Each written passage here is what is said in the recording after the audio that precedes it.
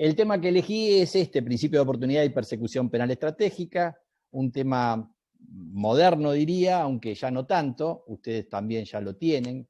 La historia es que en América Latina, desde el año 92 en adelante, se está dando un proceso de reforma que evoluciona en etapas, ¿no? La primera etapa, la primera generación de reformas, lo que asumió básicamente fue un cambio de código procesal, donde se fue a un sistema acusatorio, un acusatorio de primera generación, donde básicamente lo que se hizo es transferir la investigación al fiscal. Y ese es el modelo que suscribió en el 98 la provincia de Buenos Aires, con el código que hoy rige. Y claro, este proceso de reforma fue evolucionando y apareció una segunda generación de reformas que se da a partir de Chile en el año 2000, que introdujo unas variables importantes en este proceso de reforma. Por un lado, empezó a preocuparse por la gestión del sistema de administración de justicia y determinó entonces que no solo bastaba con un código, con un cambio de código, una reforma legislativa, sino que era indispensable reorganizar estructuras, ministerios públicos y poder judicial puesto al servicio de ese nuevo modelo para tener una gestión eficiente. Y allí es donde talla esta idea de empezar a dar respuestas de calidad y además en tiempos cortos, y principio de oportunidad es la herramienta que estos modelos empezaron a utilizar, digamos, reciclado, porque el principio de oportunidad siempre existió.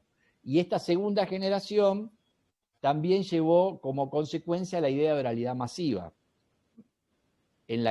traer la oralidad en la etapa de la instrucción preparatoria, lo cual generó, por lo menos en el modelo chileno, unas variables de reforma importantes. Reorganizaron estructuras, de hecho ellos no tenían ni siquiera ministerio público, fiscal, con lo cual lo pudieron hacer desde el origen, y esta oralidad en la IPP generó una política de cambio, y eso además generó que modelos de primera generación, o incluso modelos del sistema mixto, tuvieran que actualizarse e incorporar esa lógica. Y Provincia de Buenos Aires efectivamente logra esa actualización en 2004 con esta reforma de la ley 13.183, que en el artículo 56 se introduce entre las funciones y facultades del Ministerio Público Fiscal esta idea de procurar racionalizar y otorgar eficacia, o sea que hay que manejar cargas de trabajo para lograr intervenciones con criterios de oportunidad. Entonces aparece la idea de oportunidad en el sistema bonaerense, que puede ser aplicada en cualquier etapa del proceso, con lo cual allí le da una amplitud al uso del instituto, con la idea básicamente de que se logre reparación de la víctima, y entonces se cola entonces esta idea de reparación, y también con la idea de incorporar juicio abreviado u otros mecanismos de simplificación procesal, que también son unas manifestaciones del principio de oportunidad, según lo describe Alberto Bovino. En un criterio amplio de oportunidad, también los procesos simplificados aparecen como formas de oportunidad. Introduce esa misma ley el 56 bis, que lo que permite es disponer archivos al Ministerio Público Fiscal, ya sea en base a hechos, a ciertos hechos de la imputación total o respecto de ciertas personas imputadas, y básicamente lo hace a través de tres supuestos: el de insignificancia, el inciso 1 va a decir cuando la afectación del bien jurídico o el aporte del imputado es insignificante, con un límite bastante generoso, porque es siempre y cuando no supere el máximo de la pena a los 6 años. Esto es la idea de bagatela o insignificancia, este principio que obviamente también existe en el derecho penal, con un tema de lesividad, que hace a la atipicidad cuando se lo toma desde esa perspectiva, pero que cuando lo introducimos como regla procesal es más amplio, con lo cual casos donde uno podría desde el derecho penal encontrar que hay lesividad y entonces no iría la insignificancia desde la dogmática penal, podría ser que sí fuera la insignificancia desde la perspectiva del derecho procesal. Así que es una ampliación esta idea de bagatela desde el ámbito del derecho procesal penal. El segundo supuesto es la idea de pena natural, cuando el imputado ha sufrido a consecuencia del hecho un daño que resulte entonces, frente a ese daño desproporcionado, superfluo o inapropiado, aplicar una pena, ese concepto de pena naturalis, que además no queda atado en este código, como en algunos otros, a delitos culposos, con lo cual puede haber también delitos dolosos que hayan generado una pena natural y entonces también se archiva por esa razón. Y finalmente el último supuesto, que es el de pena suficiente, para ponerle un nombre abreviado, que es cuando la pena que se espera resulta de este proceso resulta irrelevante respecto de ese hecho, respecto de otros delitos que también le son imputados a ese mismo sujeto. Entonces, estos son los tres criterios de oportunidad, que son los que tradicionalmente fueron incorporando los códigos, y un último párrafo que va a decir que para la aplicación de estos criterios hay que tener en cuenta especialmente la composición con la víctima, y que además, bueno, el imputado, la idea de reparación también tiene entrada acá, porque tiene que expresar su voluntad o, bueno, acreditar que lo ha reparado ya el daño. Y entonces todos estos principios van linkeados con la idea de composición, aunque no necesariamente tiene que existir esa composición en alguno de estos hechos. Y cuando hablamos de composición, vemos que hubo toda una reforma, en definitiva, en el código, y los códigos a veces se los reforma así, con parches que no son muy sistemáticos, y otras veces, en rigor, se logran estas actualizaciones que son necesarias para traer el sistema, para modernizar el sistema de administración de justicia, y esta reforma que estoy comentando y que ustedes ya conocen, obviamente participa de esta última lógica. Y participa de esta última lógica porque este modelo de reforma latinoamericano, que nace con Mayer y Binder en Guatemala en el 92, ancla sobre estos ejes una división de funciones, que por supuesto ustedes la tienen con la sanción del Código Acusatorio del 98, que es dividir claramente función jurisdiccional y requirente. Después aparece, de la segunda generación, esta división entre función jurídica y administrativa, con esa preocupación especial por los modelos de gestión para dar respuestas rápidas de calidad y organizando las estructuras para que eso así sea. Esa segunda generación también trajo esta oralidad masiva, introduciendo la IPP, que en Provincia de Buenos Aires lo ha hecho a través del Plan Piloto Mar del Plata, que fue un convenio que hizo el CEJA, INESIP, la Corte Suprema Bonaerense y la Procuración. Después se masificó esa flagrancia con la ley de flagrancia, pero no llegó a esto, Provincia de Buenos Aires, que es la desaparición del expediente. Pero sí incorpora este otro eje, que es el principio de oportunidad. Y este principio de oportunidad monta sobre esto, que es un cambio de paradigma impresionante. Nos movimos hacia este paradigma, el paradigma de gestión de la conflictividad. Vamos a ver qué significa este paradigma.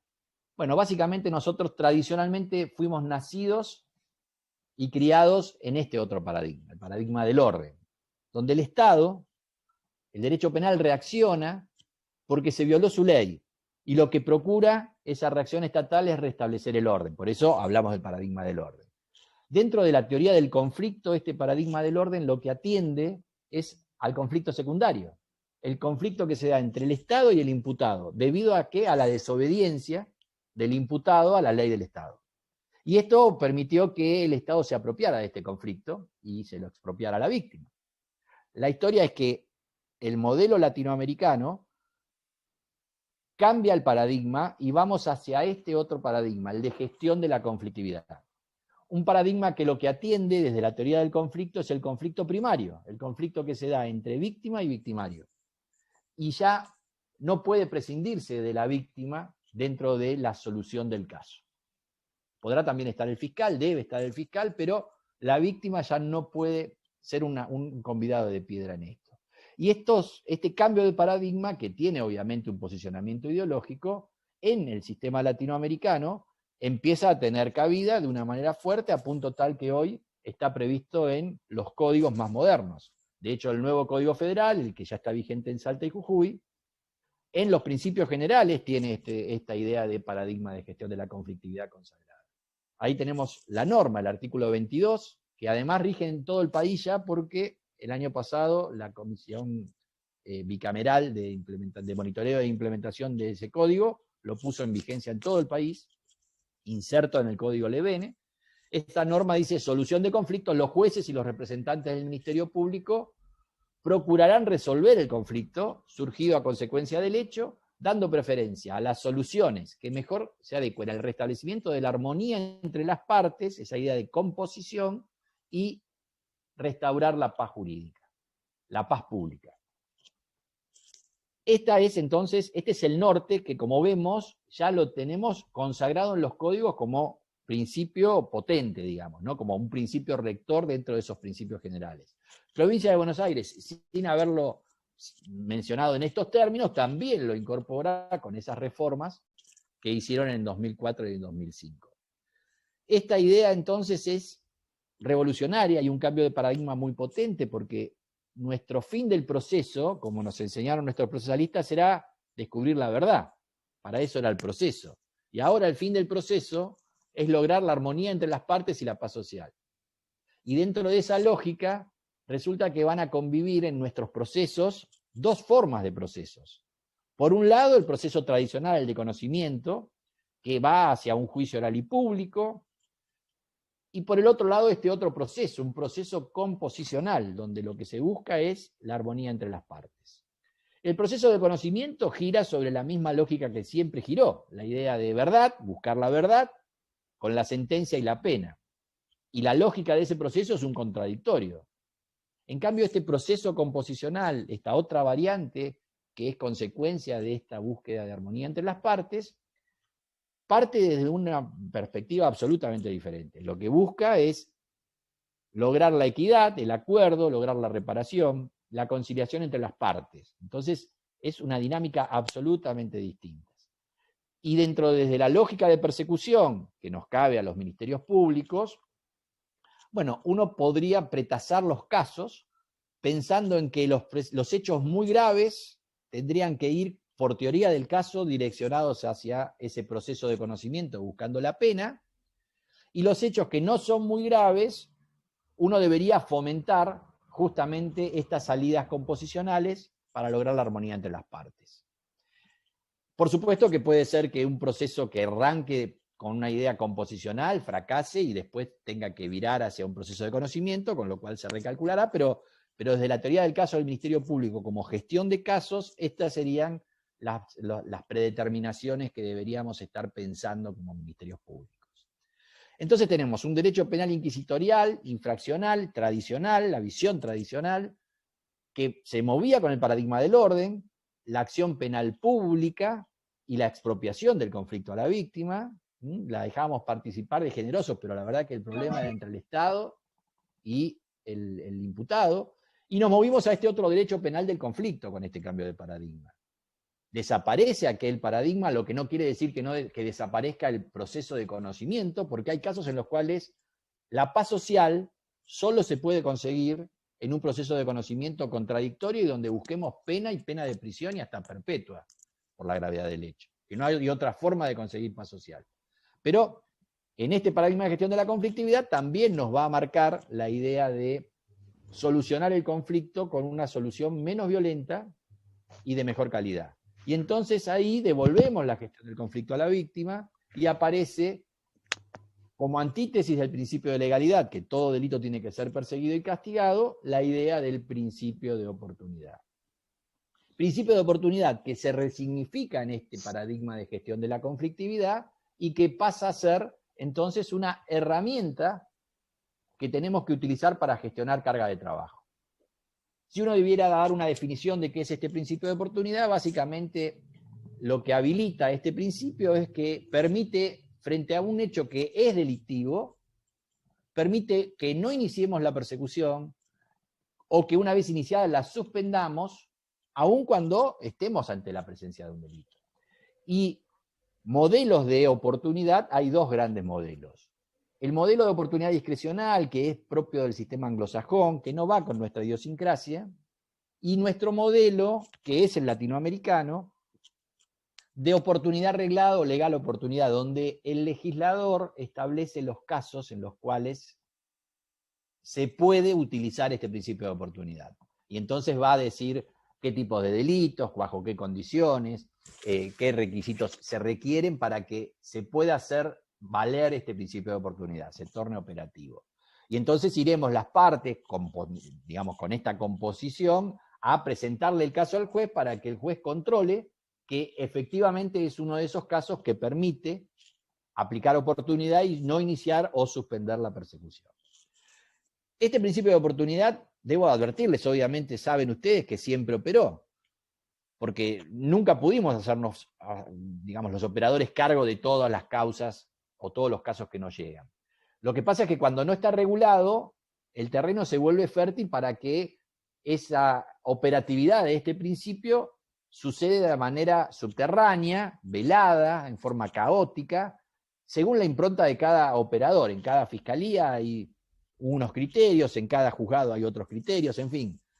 Cuando aparece regulado con esta idea de legal oportunidad, se nos brinda una herramienta que da visibilidad al uso, le da transparencia, le da racionalidad, le asigna responsabilidad política además por su aplicación, porque uno explica que está aplicando este principio, e incluso habilita mecanismos de control específicos con estos criterios de oportunidad.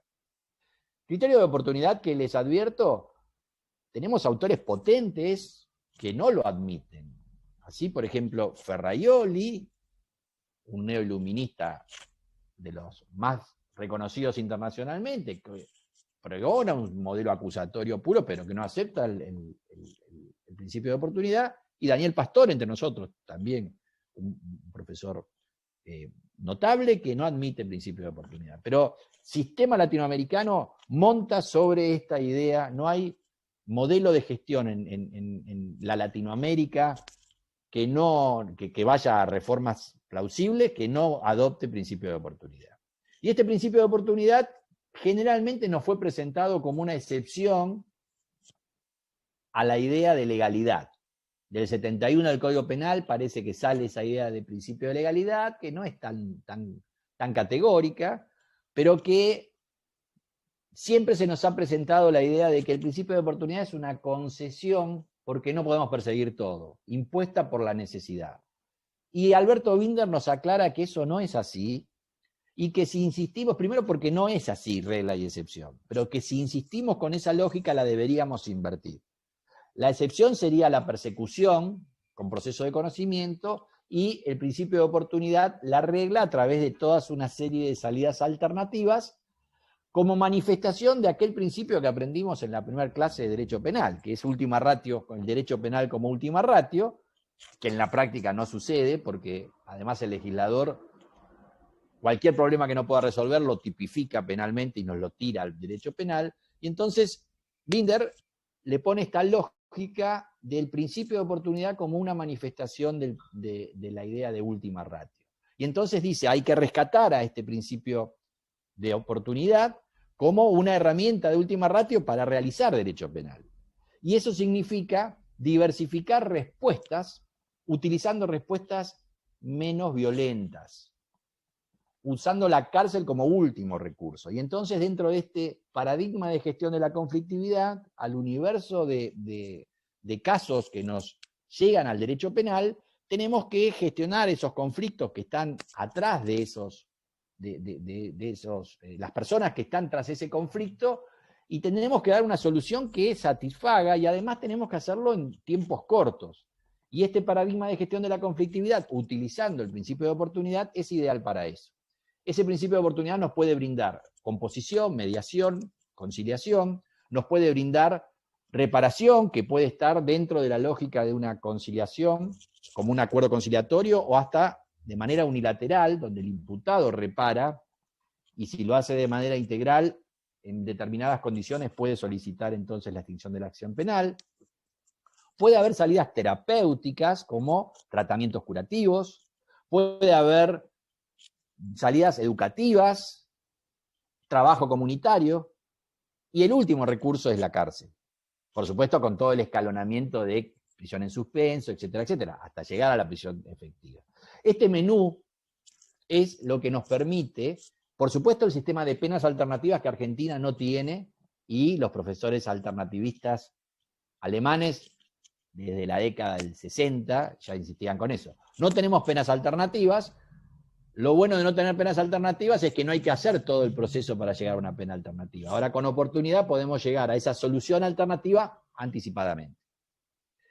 Y de esa perspectiva, también Provincia de Buenos Aires se suma a esta movida, haciendo también su actualización con esta ley, una ley del 2005, que introduce dentro de la lógica del Ministerio Público esta idea de composición, a través de la idea de mediación y conciliación a la que debe tender el Ministerio Público como mecanismo de resolución de conflictos.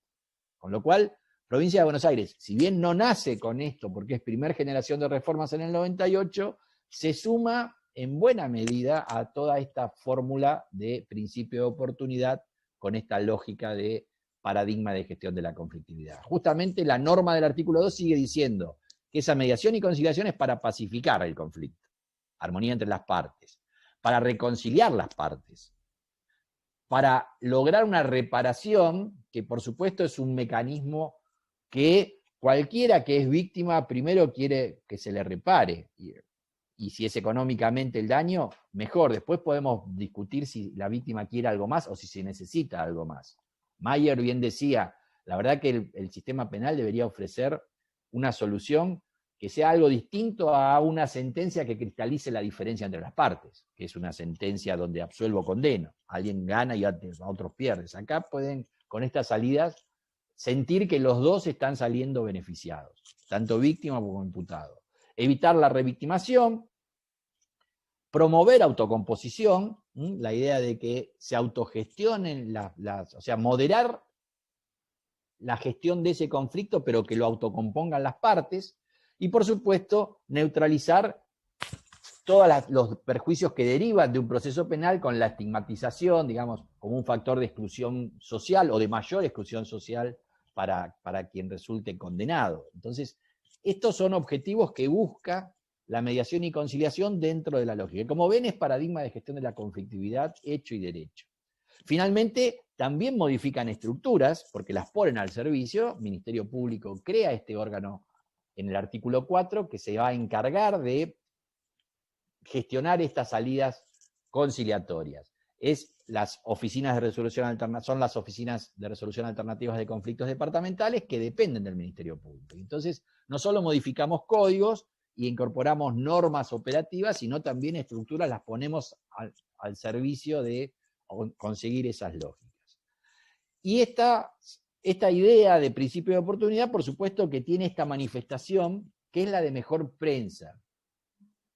Porque la verdad es que es bien percibida tanto por la víctima, que se va con una respuesta, por ejemplo, de reparación, como obviamente por el imputado, que logra extinguir la acción penal si cumple con las pautas. Ahora, no es la única manifestación del principio de oportunidad. También está como manifestación el desechar el caso porque no es un caso trascendente. Por ejemplo, un caso de bagatela. Lo único que logra básicamente es descomprimir carga de trabajo, y el problema es que allí no termina dando respuesta a la víctima. Bueno, algunos sistemas, como el Código Federal Nuevo, termina dándole solución a eso porque permite que se convierta la acción penal de pública en privada y que persiga a la víctima. Bueno, tiene la contraindicación que desdibuja la idea de última ratio. El Ministerio Público se baja diciendo que es un caso de bagatela y resulta que lo sigue la víctima como derecho penal, no como otra cosa, digamos, que podría ser un daño sin perjuicio. Pero esos sistemas le han dado una respuesta a lo que antes no se le daba respuesta. Y aparece en el medio una manifestación que tiene que ver con persecución penal estratégica, que es el tema que les traigo, que es ya usar oportunidad, no para dar una respuesta de mejor calidad, menos violenta, sino para lograr mayor eficiencia en la persecución penal. Bueno, cuando desecho casos, por ejemplo con bagatela o pena natural, bueno, libero carga de trabajo y eso permite que reoriente mis recursos como Ministerio Público a los hechos más graves, a los hechos que requieren. Lo mismo pasa cuando es pena suficiente. A mí me imputan varios delitos, me imputan un homicidio y qué sé yo, 2 hurtos. La verdad es que, bueno, no parece muy difícil probar esos hurtos, pero por ahí hay hechos que vamos a un caso más lógico, un robo con arma de fuego, portación de arma de fuego y numeración limada, y bueno, en su momento se tenía que verificar si había un encubrimiento, si el arma había sido robada, y uno perdía por ahí bastante tiempo en el revenido, en ubicar el caso donde el arma había sido robada para poner un encubrimiento. Parecía que no iba a mover mucho el amperímetro. Bueno, entonces ahí lo que podemos hacer es, ese hecho lo dejamos colgado y no lo perseguimos, el encubrimiento, que por ahí está. Bueno, uno debería igual perseguirlo para poder restituir esa arma, en fin, pero esa es la idea, que es descomprimir carga de trabajo, volver los casos más sencillos para buscar eficiencia. Y ahí aparece todo un aspecto bastante problemático desde la ética, pero necesario para la persecución del crimen organizado, que son las técnicas especiales de investigación.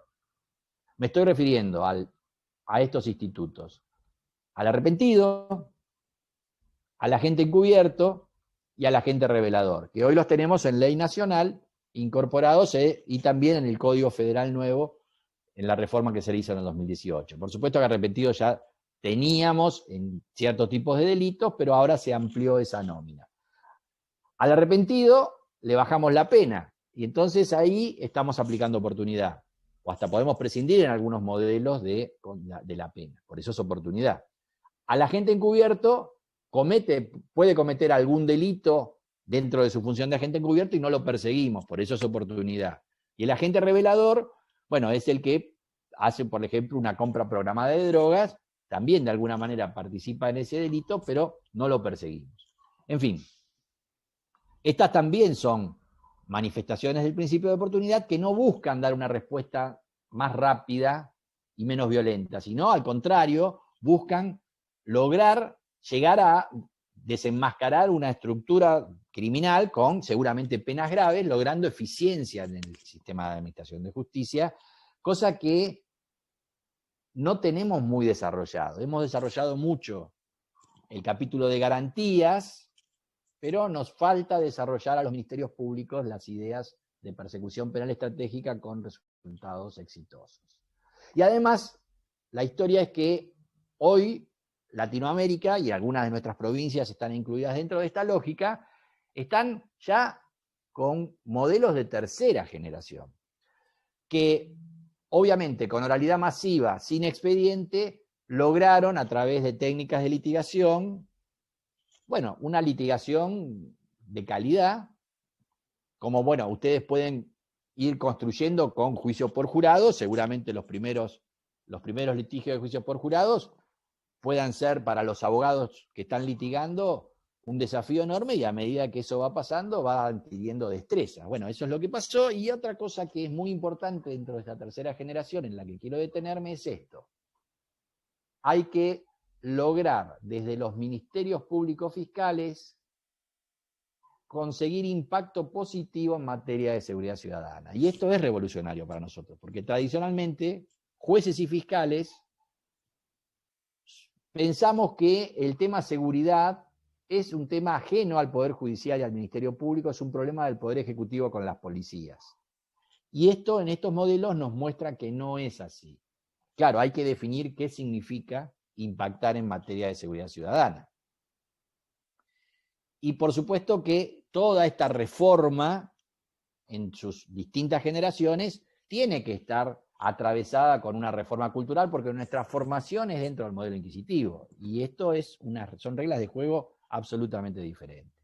Vamos a ver qué es impactar en seguridad ciudadana. Bueno, básicamente no es esto, no es policializar a los fiscales, que puede haber una tendencia o una mala interpretación hacia ese lugar. No se trata para nada de eso. De lo que se trata es de un ministerio público organizado para atender fenómenos criminales a través de estas direcciones de análisis político criminal. Binder trabaja mucho sobre esta lógica, y hoy los ministerios públicos modernos tienen una dirección de análisis político criminal que hace mapa del delito, que investiga no caso a caso, sino con investigaciones genéricas fenómenos criminales. Esta lógica de análisis criminal es una dimensión novedosa para los ministerios públicos que está muy en pañales todavía para nosotros. Esta idea de perseguir con base en estos fenómenos criminales y básicamente por los delitos que nos tocan a las justicias provinciales o en mi caso como fiscal de instrucción a la justicia nacional, pensar en que los delitos de mercado tienen una lógica que no atendemos nunca, porque nos quedamos con el caso, el detenido o la denuncia individual del caso. Y cuando roban celulares, atrás de eso hay un mercado, cuando roban autos, o hay un mercado de gemelos o de autopartes en desarmaderos, cuando hoy tenemos todo este auge de delitos informáticos, hay toda una organización atrás que si uno no la logra desbaratar desde como delito de mercado, se queda en resolver el caso o directamente ni siquiera resolver el caso. Bueno, el tema tráfico de drogas, que atrás hay todo una cuestión patrimonial impresionante, tráfico de armas, trata de personas, todos estos delitos tienen atrás toda una estructura de delito de mercado que hay que ir por eso, ¿no? Por esa estructura. Y ahí, por ejemplo, el arrepentido es un instituto que sirve, en fin, el agente encubierto, y la mirada desde el Ministerio Público desprendiéndose del caso, y hay que trascender el caso. ¿Qué significa esta lógica de repensar el sistema? Bueno, reprogramar la selectividad del sistema. Bueno, avanzamos mucho con la flagrancia. De hecho, Provincia de Buenos Aires bajó índices de presos preventivos fuertemente porque básicamente hace flagrancia combinada con juicio abreviado. Con problemas adicionales, pasamos del condenado sin juicio del preso sin condena al condenado sin juicio, que también trae problemas, ¿no? Y nos quedamos con el caso, agarramos a un imputado que está robando el auto y nos quedamos con el imputado robando el auto. Bueno, si uno ve la política de mercado, indudablemente ese auto iba para algún lado, o a un desarmadero o a una estructura de autogemelos, o lo estaba robando simplemente para cometer otro delito o para dar una vuelta, pero nos quedamos solo con la flagrancia. Y entonces no hay que anclarse en la flagrancia, que es una tendencia porque ha sido efectista el tema flagrancia. De hecho, el sistema federal desde 2016 también tiene un modelo de flagrancia. No quedarnos con lo más sencillo, que es lo que solemos hacer y que Cafferata Nore llamaba prioridad inversa. Hacemos lo más sencillo y lo más difícil lo procrastinamos. No quedarnos con lo que nos trae la policía. Por supuesto que la policía tiene el control de la calle y se topa con el delito y nos lo trae. Nos lo va a traer y eso está muy bien.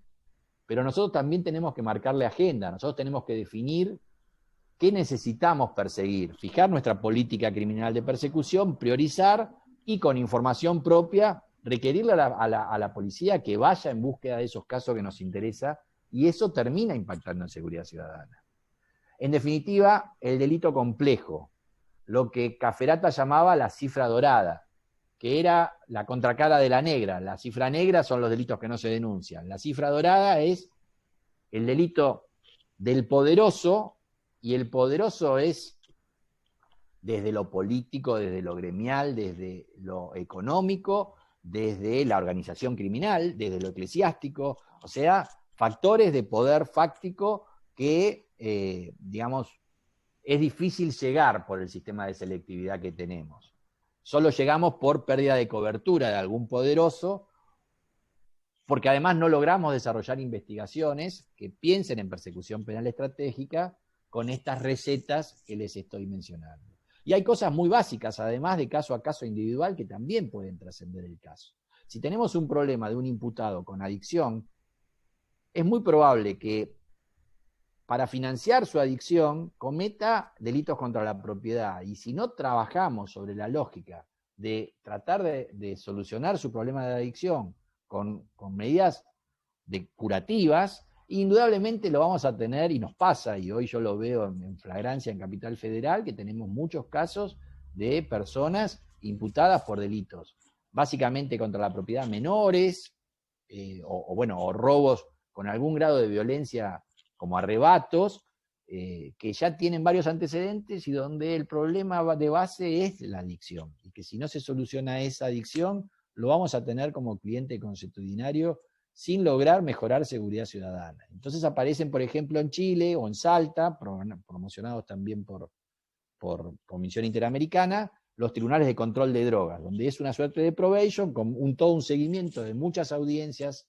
mensuales, donde se va viendo la evolución del imputado, que es acompañado por una dupla psicosocial, un asistente social y un psicólogo, que además el Estado, a través de convenios, si necesita que trabaje o que sea internado, logra eso, y finalmente, al cabo de todo ese año, con varias audiencias donde se fue siguiendo el caso, se extingue la acción penal como si fuese una probation, pero porque la persona ha logrado recuperarse de su adicción a las drogas. Bueno, ese es un modelo interesante, que si recuperamos a una persona de estas que yo les digo, bueno, indudablemente contribuimos no solo a su dignidad humana y de su grupo familiar, sino también con seguridad ciudadana, porque vamos a sacar de circulación, dejándolo en un medio libre y adecuado, a una persona que antes tenía conflictividad con la ley penal. Así que todas estas ideas son las que en verdad logran el impacto en seguridad ciudadana. La advertencia que les hago es que este principio de oportunidad, que lo tenemos, ahora regulado, no puede ser utilizado por fuera de la lógica de persecución penal estratégica. El Ministerio Público tiene que hacerse cargo de gestionar un universo de casos, pensando desde lo macro en qué segmento de casos debería obtener cada una de estas respuestas, y por supuesto, si eso fracasa, ir recalculando. Pero tener una estrategia de cómo abordamos cada uno de las tipologías de casos que nos llegan. En definitiva, respuestas diversificadas. Y esas respuestas diversificadas dentro de esta dinámica de paradigma de gestión de la conflictividad se da, por un lado, con estos pronunciamientos desincriminatorios de primer agua que nos permiten, por no poder proceder o por inexistencia de delito, desechar casos, y hay que hacerlo tempranamente. O sea, hay que tener una teoría del caso de entrada. Hoy, los sistemas modernos de los ministerios públicos tienen una única boca de entrada, una unidad de atención temprana, que cuando les llegan los casos, los distribuye, los analiza, les da cuál es la idea, si hay que cortarlo, o si va para investigación, o para conciliación, o para reparación, o lo que tenga que ir, y juega de 5 esa unidad de atención temprana. Ese es un modelo eficaz de manejar cargas de trabajo tempranamente. Después nos aparecen estos principios de oportunidad que ustedes tienen, como bagatela, pena natural y pena suficiente, que permite también una serie de casos derivarlos, sacarlos del sistema, además con una respuesta que es percibida en algunos casos como razonable, y después nos aparece, por ejemplo, en los modelos que van a tener conversión de la acción, ese modelo que sale del Ministerio Público de escena y lo puede seguir la víctima. Aparecen la mejor prensa de la oportunidad a través de todos estos institutos, que eso sí, no solo el imputado se va favorecido, sino la víctima. También tiene la víctima esa sensación de que logró una solución del caso que lo satisface y además lo hizo pronto. Después aparecen todos los procedimientos simplificados, que puede ser flagrancia, juicio directo, juicio directísimo, juicios abreviados, acuerdos plenos o parciales. Y finalmente, poco llega a juicio. Y así debe ser, porque si no, el modelo genera que se haga un cuello de botella. Y con esos institutos especiales de principio de oportunidad, de técnicas especiales, arrepentido, agente encubierto, agente revelador, también logramos que empiecen a llegar a juicio imputados dentro de la estructura de la organización importantes de crimen organizado, en la medida de que los implementemos y logremos eficacia en esas investigaciones de delitos complejos, que son también una necesidad, porque no solo es la violencia callejera, que es la que la ciudadanía reclama en primer orden, sino también justamente estas organizaciones que alimentan y fomentan todo ese crimen de violencia callejera, básicamente delitos contra la propiedad, que como delito de mercado obtienen su canal a través de todas esas estructuras a las que nunca llegamos. En definitiva, para ir concluyendo, esta idea de principio de oportunidad lo que busca es, primero, manejar cargas de trabajo, poder descongestionar cargas de trabajo y darles además unas salidas rápidas, prontas, de buena calidad. Básicamente la mejor prensa la tienen todas esas salidas menos violentas de mejor calidad: mediación, conciliación, reparación, probation, salidas terapéuticas. Eso nos permite que liberemos carga de trabajo, saquemos casos con respuestas de calidad y nos quedemos con menos casos hacia los cuales reorientar nuestros recursos, que siempre son escasos, para perseguir lo más grave. Y esos hechos más graves, además, también con la otra manifestación del principio de oportunidad que busca eficacia, arrepentido, agente encubierto, lograr entonces penetrar esas estructuras criminales que tradicionalmente quedan dentro de esa lógica de la impunidad del poderoso como cifra dorada. Así que esta es la estrategia de persecución penal, la persecución penal estrategia que les propongo como una estrategia que debemos adoptar como Ministerio Público y que en definitiva va a generar que tengamos un sistema de administración moderno. No son parches al Código Penal, al Código Procesal Penal sin pensarlo, sino son actualizaciones. A veces se dan de una forma y otras se dan como esta idea de principio de oportunidad, pensando en una modernización que trae al sistema de administración de justicia del siglo XXI. Y en este sentido, bueno, estoy terminando y aprovecho porque tengo un canal de YouTube donde doy cursos de acceso libre y gratuito, y porque son del acceso libre y gratuito me atrevo a promocionarlo, porque ahí hay muchas cosas de reforma procesal penal de las que, bueno, este es un capítulo, así que aprovecho el espacio que me han dado para promocionarme como espacio de publicidad. Bueno, yo les agradezco. La idea es que no solo es cuestión de miradas, la idea es que hay que rejuvenecer el sistema de servicio de justicia, del cual somos todos operadores, y la desconfianza de la población es razonable. Así que tenemos que lograr recuperar esa confianza, y para eso tenemos entonces que cambiar nuestra mentalidad como operadores y lograr entonces distintos resultados. Si, como decía Einstein, si queremos resultados diferentes, no podemos seguir haciendo siempre lo mismo. Es medio de sobrecito de azúcar, pero es una realidad. Así que bueno, hasta aquí he llegado. Yo les agradezco la atención y por supuesto quedo a disposición para las preguntas y los comentarios que quieran hacer. Muchas gracias.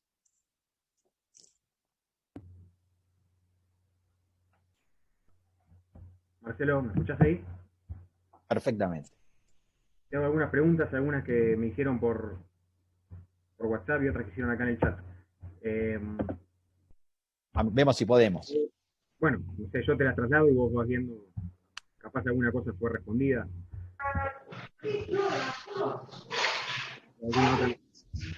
Acá hay una pregunta de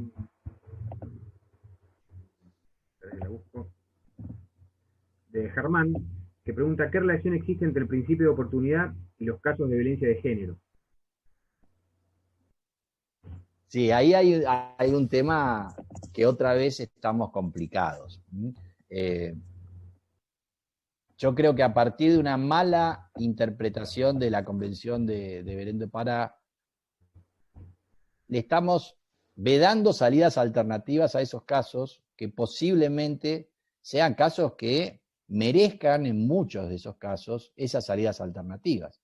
Básicamente cuando además la propia víctima no pretende una respuesta tradicional. Y otra vez el Estado en esos casos, vedando, por ejemplo, la probation, con una mala interpretación probablemente de Góngora, fallo de la Corte, que era un caso de abuso sexual, no era un caso o sea, era violencia de género, pero en la versión abuso sexual, no era violencia doméstica, y bueno, le aplicamos ese nomenclador a muchos casos a contrapelo incluso de lo que la víctima quiere. Y el problema es que los sistemas multipuertas, lo que lógicamente deben hacer es abrir una puerta y ver qué pasa. Y si fracasa, cierra esa puerta y abre la otra. Y nosotros, por ejemplo, bueno, no sé la experiencia allí en provincia de Buenos Aires, pero en Nación, con la OVD, la Oficina de Violencia Doméstica de la Corte, bueno, la oficina tiene su protocolo y cuando recibe a una víctima que viene a denunciar, le pregunta y abre. Para el juzgado civil le da la intervención y si mencionó un delito penal, nos da intervención a penal. Y después, muchas veces la víctima queda muy conforme con la respuesta del civil, pero ya está abierta la puerta penal.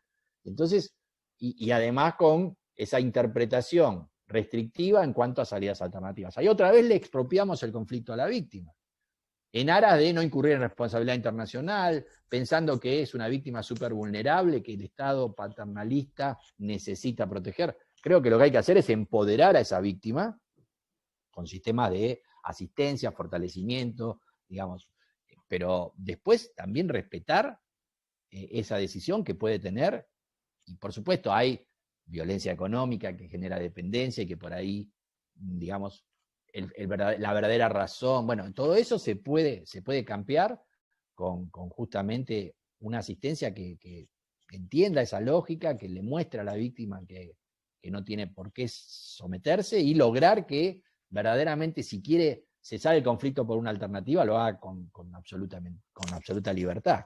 Así que me parece que lo que hay que hacer es empoderar, pero no decirle, para vos no hay solución alternativa. Porque la verdad es que el imputado, al contrario, yo creo que un sistema de probation o supervisión le genera una suerte de control a al imputado que es por ahí más eficiente que una condena en suspenso, que por ahí sin obligaciones siente que no le pasó nada. Entonces, la verdad que Góngora a mí me parece, no sé si Góngora estaba mal para el caso Góngora, me parece que la proyección de Góngora ha sido errónea. Y en pos de, la idea es que no hay que conseguir castigo, no hay derecho de la víctima a conseguir castigo, a conseguir una respuesta, que bien puede ser una alternativa, y más cuando la víctima lo quiere. Así que bueno, con eso no sé si la dejo contestada, creo que sí.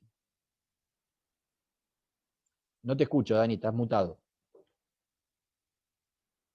No, te decía que esa pregunta se ampliaba con otra cosa, de cómo veías vos las cuestiones de que las bajadas de línea con criterios de los ministerios públicos en perseguir ese tipo de delitos, digamos, sin posibilidad de salidas alternativas. Como por ejemplo impedir en determinados casos, decía por ejemplo la probation en casos de violencia de género. Claro, bueno, todo este modelo tiene un ministerio, o sea, la pregunta en base a cómo se estructura cuando hay como una contradicción entre el principio de oportunidad o la composición, como vos decías ahí, dicen, y el tema de la bajada de línea que hay de la estructura vertical del Ministerio Público, donde dicen en estos casos no se puede buscar otra salida que no sea un juicio. Bueno, todos estos modelos se basan en el motor de estos procesos de reforma son los ministerios públicos. La cabeza del Ministerio Público es central, porque es la que baja línea a través de instrucciones generales, o criterios generales de actuación, como se llaman en Ciudad. Y esas instrucciones generales lo que diseñan es persecución penal. Y los ministerios públicos, además, hoy, de cara a la sociedad, tienen que ofrecer, anualmente tienen que decir cuáles son las metas, cuáles son los objetivos, y después rendir cuentas de cómo los consiguieron. Y las metas, bueno, a veces las pone la agenda, y se ponen ciertos temas de moda, y otras veces, digamos, los diseños de persecución los diseñan criteriosamente. Podemos decir, qué sé yo, un procurador puede decir, persigamos la falsificación de ropa. Y uno puede decir, bueno, esto es lo que vamos a perseguir del Ministerio Público, bueno, perseguimos esto, porque nos baja línea y tenemos que salir a perseguir eso, y nosotros tenemos que marcarle agenda a la policía persiguiendo eso. Ahora, si se eligen mal los objetivos políticos criminales, o si se dan instrucciones que son erróneas en términos de persecución, y vamos a generar problemas en la persecución, pero ahí vas a tener un responsable, que es quien emite estas directivas, que son las cabezas de los ministerios públicos. En algún momento, por ejemplo, en provincia de Buenos Aires, se había planteado de los delitos inescarcelables que eran declarados inconstitucionales, continuar con eso hasta la Corte para lograr que sean constitucionales. Un tema que no tenía mucha lógica y obligaba al Ministerio Público a respetar esa instrucción general. En algún momento en federal, en la época de Agüero Iturbe, la instrucción era que se perseguía cualquier caso de tenencia simple de drogas, que bueno, ahora la provincia de Buenos Aires lo tiene desfederalizado. Entonces los fiscales estaban obligados a apelar los cortes que se hacían, los sobreseimientos. Bueno, esas son políticas criminales que hoy por hoy están atravesadas, digamos, por... De hecho, hay órganos de cogobierno, los ministerios públicos, consejos de fiscales, que junto al procurador tienen el cogobierno, y hay ministerios públicos donde puede dejar sin efecto el consejo de fiscales una instrucción que dio el procurador. Por supuesto, hay que fundarlo, ¿no? Entonces, lo que requiere son los ministerios públicos, ya el fiscal, el procurador general o el fiscal general, depende cómo se llame, ya no es el fiscal ante la Corte provincial. Es el jefe de los fiscales. Tradicionalmente era eso, era el procurador ante la Corte. por añadidura venía a ser el jefe de los fiscales, pero no cumplía función de gobernanza de la institución, básicamente. La cumplía, por supuesto, pero con relaciones con otros poderes, pero no era la cabeza de la estructura de persecución penal. Y entonces, lo que hay que lograr es que tengamos procuradores que se asesoren bien en política criminal y marquen esos objetivos políticos criminales de persecución con respuestas que sean saludables. Cuando dan instrucciones que no están buenas, esto lo vivimos en probation con Cosuta, en sistema federal, ¿no? Cuando en Cosuta salió la Cámara de Casación a decir que solo va para delitos correccionales, los tribunales lo miraron todo diciendo, flaco, ya esto no va más.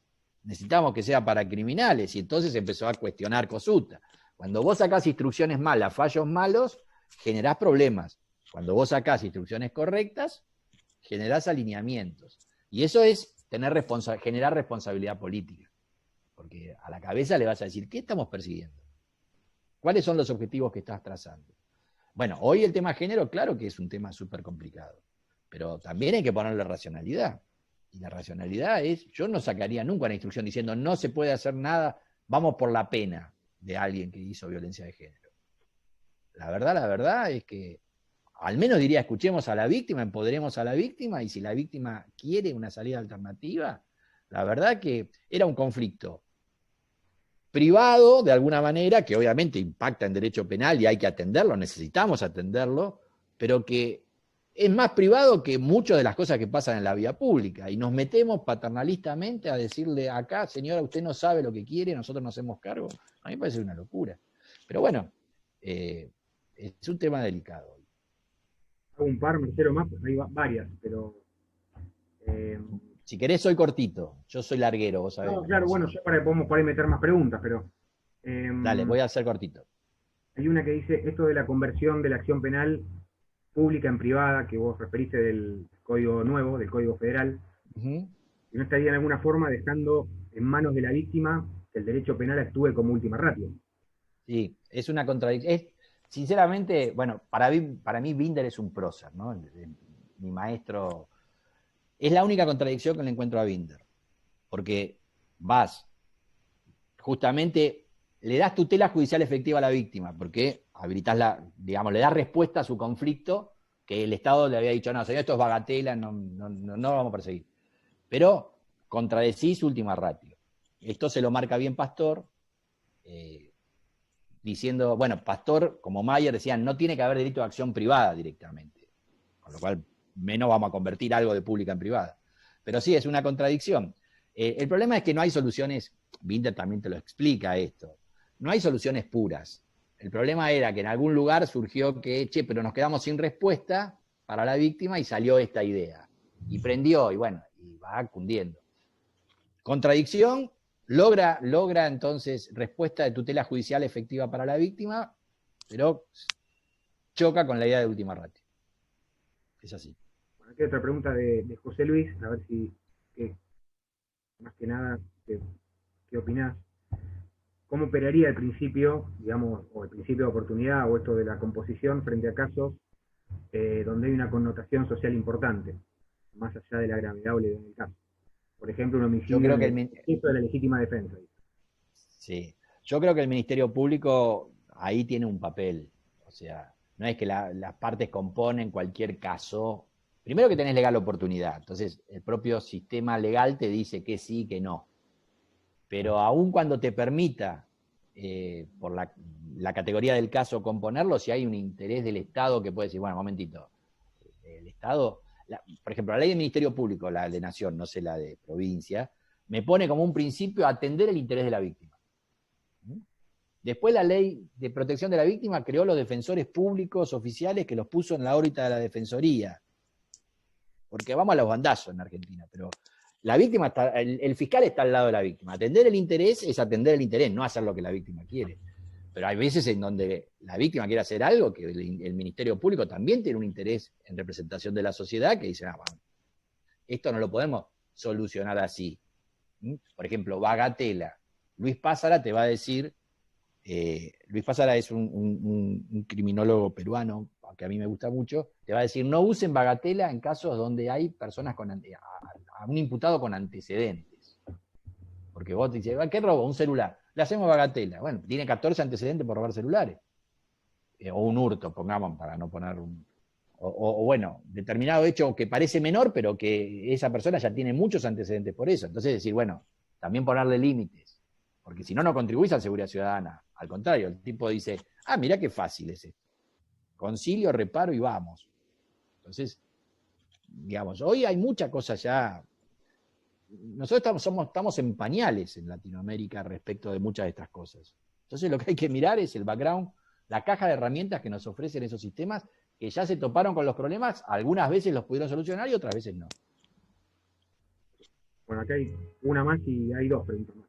Una de José Ferreira que dice, si tenés alguna opinión sobre la implementación de estos criterios de oportunidad en materia de régimen penal juvenil o de adolescentes infractores de la ley. No sé nada de eso. No puedo ayudarlo. No tengo criterio. No. Habría que hablar con Mari Beloff, seguramente. La próxima, bueno, la convocamos. No, y una más que era... cuando vos hablaste, te preguntan, cuando hablaste de autores como Ferraioli o Pastor, que se oponían a esto de un sistema composicional o de criterios de oportunidad, si podés explicar, lo que dicen es, la pregunta, si podés explicar qué fundamentos usan, más que nada teniendo en cuenta su postura más beneficiosa hacia el imputado, hacia un criterio garantista, ¿no? De que el imputado no pueda salir del proceso, en definitiva, y en realidad lo dejen atado al proceso. ¿Cómo conjugan esto estos autores? Sí, no lo tengo tan claro. Intuitivamente te diría que hacen mucha dogmática y no bajan al terreno. Entonces, desde la perspectiva, decir, a ver, lo ideal es perseguir el delito, y entonces Ferraioli te va a decir, sistema acusatorio tiene ciertos componentes que son ontológicos. División de función entre función requiriente y jurisdiccional. Eso hace al modelo, es el ABC del modelo, es genética eso del modelo. Ahora, después dice, hay algunas características que no son inherentes al modelo, que por ahí tienen algún componente cultural hasta incluso territorial. Y él sostiene acusatorio con legalidad. Porque él dice, para mí hay principio de legalidad, hay que perseguir al delito. A mí no me cierra. Y va a decir que la oportunidad en algunos modelos se lo meten como característica del acusatorio, pero que no es ontológico del modelo. Bueno, para Latinoamérica es fundacional. Digamos, todo Latinoamérica no se mueve si no es con principio de oportunidad como un ingrediente. Por eso es un acusatorio, bueno, y adversarial, ¿no? Con oralidad, sistema de oralidad total. La provincia de Buenos Aires no lo logró. Bueno, una última pregunta, Marcelo, para cerrar y después le doy la palabra a Andrés. Tiene que ver con una cuestión por ahí más académica, ¿no? Porque, ¿qué pensás de que en las universidades todavía no nos formen bien sobre esto a los profesionales o a los futuros profesionales y que salgan profesionales especialistas en litigar más que en componer? Bueno. Sí, que ni siquiera nos forman para litigación, ¿no? Hoy la verdad es que vos hablás con Binder o con Gonzalo Rúa y te van a decir, no hay cátedras de litigación, pero sí, bueno, tenemos este concepto bélico del proceso, ¿no? Porque por esta idea de principio de legalidad y cada delito merece su sanción. Entonces salimos a pelear. La forma normal de terminación del proceso es la sentencia, absolutoria condenatoria. La normal, todo lo otro es anormal. Y la verdad es que las soluciones de nuestro universo de casos es un 2% que llegamos a sentencia. El resto somos todos anormales. Bueno, esto es invertir, digamos, poner el carro delante del caballo. Y estos modelos lo que buscan es esos modelos. Sí, igual, confieso, usamos poco estas cosas, aún quienes las pregonamos, ¿eh? La realidad es esa. Pero bueno, este cambio de paradigma lo que necesita es ser atravesado por esta lógica y ir calando en los operadores. Cuando esto lo vayamos entendiendo. Por eso la capacitación en esto es básico, cosa que por ahí a los chilenos no les pasaba. Si vos hablás con Riego, con Duche, ellos te dicen, no, hay que ser un saber práctico hay que saber litigar con todas estas reglas, digamos, incluso el proceso composicional, y no dogmática. Y yo creo que nosotros necesitamos dogmática, porque estamos tan arraigados en lo dogmático, como ellos no tenían fiscales, tenían un código donde no había, el juez de instrucción elevaba a juicio él, ¿no? Ahí cuando era una locura ese modelo, no les servía nada, habían quemado las naves, entonces tuvieron que estudiar sí o sí el nuevo modelo. Y enseguida dijeron, cambió totalmente, nosotros lo vamos adaptando de a poco, nos pasamos al acusatorio en etapas, ¿no? Por eso yo alguna vez había escrito del inquisitivo al acusatorio sin escalas. Porque eso te genera que digas, bueno, rompimos el molde. Hoy estamos, digamos, la gente joven es la que más está preparada porque nosotros ya estamos viejos, ¿no? Y el cambio nuestro, no, yo insisto, yo creo que lo hago y no lo hago. Pero bueno, por lo menos me esfuerzo. Hay gente que directamente dice de ninguna manera. Así que bueno, esta es la realidad. Pero necesitamos una política de ruptura claramente, porque indudablemente lo que venimos haciendo no anda bien. Porque la credibilidad, somos la institución con menos credibilidad de todas. La última de UCA dio 11% de credibilidad en el sistema de administración de justicia. Y yo me quedé pelado laburando en el sistema de administración de justicia, y con la pasión que hago esto, hago aquello. Y sin embargo, reconozco que las respuestas que doy son malas. Por eso hay que rejuvenecer, cambiando actitud y cambiando resultados. Bueno, el resto son palabras de agradecimiento y que estuvo muy buena la charla. Así que yo, de mi lugar, gracias, Marcelo, por haber aceptado la propuesta de darnos esta